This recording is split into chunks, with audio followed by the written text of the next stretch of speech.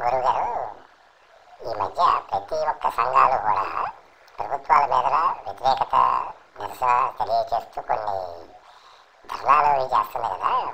నిజంగా వాళ్ళందరూ ప్రజల కోసమేనండి చేసేది. ఎందుకంటే ప్రతి ఒక్కళ్ళు చెప్పేది ప్రజల కోసమే మేము చేస్తుంది, మీకే చెడు జరగబోతుంది, మీరు ఉద్యమించాలి, మీరు మేలుకోవాలి అని చెప్తున్నారు కదండి. నాకు ఒక డౌట్, అందరూ మరి ఇంత మంచిగా ప్రజల కోసం ఆలోచిస్తుంటే ప్రజలు ఎందుకు ఇంత ఇబ్బందులు పడుతున్నారు? ఏంటిరా బాబు, నన్ను ఒక్కసారి గురువుగారిని చేసేసావు. సరే, ఏది ఏమైనా నన్ను గురువుగారు అన్నావు కాబట్టి గురువు ఏం చెప్తాడు అన్నీ బోధిస్తాడు, తనకు తెలిసినవి చెప్తాడు. మళ్ళీ చెప్పిన తర్వాత నిజమేనా, దానికి రుజువులు చూపించమని అడగకపోయి, ఇది నా అభిప్రాయం మాత్రమే రోయ్, ఖచ్చితంగా ఎలా జరుగుతుందని మాత్రం అనటానికి లేదు. ఇక నువ్వు అన్నావు చూసావు, నిజంగా ప్రజల కోసమే చేస్తున్నారు ఈ సంఘాలన్నీ అని. నాకు కూడా ఎప్పటి నుంచో ఒక డౌటు. మళ్ళీ డౌట్ ఏంటి గురువు గారు, నేనే డౌట్ వేస్తే మళ్ళీ మీరు డౌట్ చెబితే ఎట్లా అని చెప్పి అనబాకరోయ్. ఎందుకంటే ఎవడు పరిపూర్ణమైన విద్యావంతుడు కాలేడు, ఎవడు పరిపూర్ణమైన జ్ఞానవంతుడు కాలేడు. అందుకని నాకు కూడా ఇలాంటి డౌట్లు రావడం సహజమే కదా. సరే, ఒకటి చెప్తున్నా విను.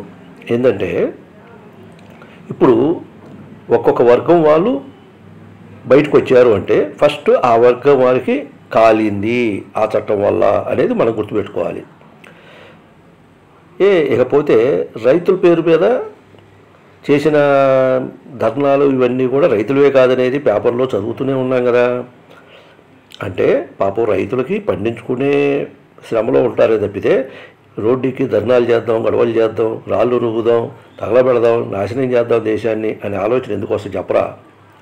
కనుక ఎవరు కూడా నిజంగా ప్రజల కోసం చేసేటైతే అసలు ప్రజలు ఇన్ని రకాల ఇబ్బందులు ఎందుకు పడతారు చెప్పు.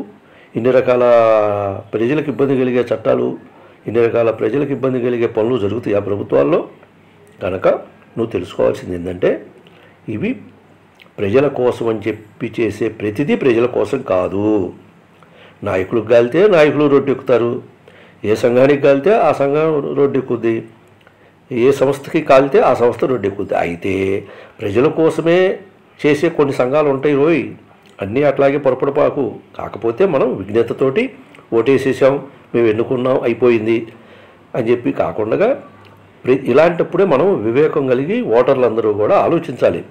నిజంగా రోడ్డు ఎక్కుతున్న వాళ్ళు ఇంతకుముందు మనకి చాలా ఇబ్బందులు కలిగించే పనులు జరుగుతున్నా కానీ ఎందుకు రోడ్డు ఎక్కలేదు, ఇప్పుడు ఎందుకు రోడ్డు ఎక్కుతున్నారు అని కనీసం జ్ఞానంతో మనం ఆలోచించాలి. లేకపోతే మంచి ఏదో చెడు ఏదో తెలుసుకునే అవకాశం కోల్పోతారు.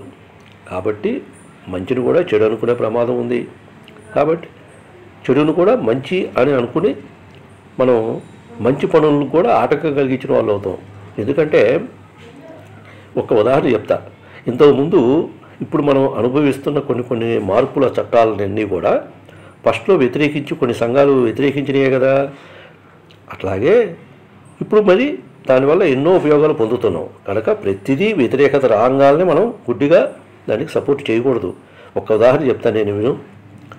ఈ ఫాస్ట్ ట్రాక్ అని పెట్టి ఈ టోల్ గేట్ల దగ్గర ఫాస్ట్ ట్రాక్ పెట్టేటప్పుడు ఎంత వ్యతిరేకత వచ్చింది, దాన్ని ఆపేయాలని చెప్పి ఎంతగా నిరసించారు. నిజమేనేమో అనుకున్నా నేను కూడా. కానీ ఇప్పుడు చూడు ఎంత హాయిగా ఉంది. దానివల్ల ఏమైనా ఒక్క నష్టం ఒక్కరికి జరిగినట్టుందా? ఇంకా ఫాస్ట్గా ఎలా ఆలోచిస్తున్నారు తప్పితే దానివల్ల ఎక్కడైనా నష్టం జరిగిందా? కనుక మనం ప్రతిదీ కూడా కొన్ని సంఘాలు వ్యతిరేకించి రోడ్ల మీద ధర్నాలు చేయగానే మనం నిజమనుకొని నమ్మకూడదు రోయ్. నాకు తీరా తెలిసింది ఏంటంటే టోల్ గేట్ల దగ్గర కొంతమంది ఎంప్లాయీస్కి ఉద్యోగాలు పోయి వేరే ఉద్యోగాల్లోకి వెళ్ళవలసిన అవసరం ఏర్పడేటట్టుందని చెప్పేసి వేరే ఉద్యోగాలకు అర్హత లేని విద్యార్హతలు కొంతమంది ఉంటారు కదా, అక్కడ ఉన్న ఉద్యోగ సంఘాల వాళ్ళు ఉద్యోగస్తులకి ఇబ్బంది కలుగుతుందని చెప్పి రెచ్చగొట్టి చేయించారనేది తర్వాత తెలిసింది రోయ్. ఇది కూడా నువ్వు నాకు రుజువు చేయించమని అడగబాకు. ఎందుకంటే కొన్ని గప్చి పంతే. రాజకీయాల్లో ఎలా ఉంటాయో కొన్ని లోన్ ఒకటి బయట ఒకటి, ఇవి కూడా చాలా వరకు లోన్ ఒకటి బయట ఒకటి ఉంటాయి రోయ్. కనుక విజ్ఞతతో ఆలోచించు, ఓకేనా?